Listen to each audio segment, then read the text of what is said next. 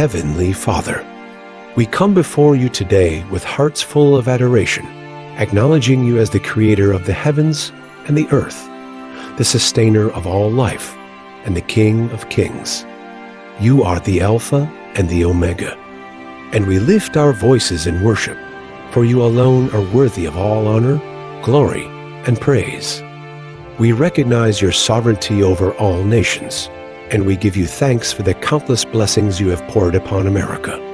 Lord, we confess that as a nation, we have strayed far from your ways. We have allowed pride, division, and self-reliance to guide us, and we have neglected the call to love you with all our hearts, souls, and minds. Forgive us, Lord, for turning our backs on you, for prioritizing our own desires over your will, and for allowing the voices of fear and hate to drown out the whispers of your truth. We have sinned against you, and we repent of our pride, idolatry, and disregard for your commands. We ask for your forgiveness, Father, for we know that it is only through your grace that we can be restored. We pray that you would heal our land, soften our hearts, and renew our minds. May your Holy Spirit move powerfully across this nation, stirring hearts to seek your face and turn from their wicked ways. We pray for the leaders of our country, that they would lead with wisdom, humility, and a deep reverence for you.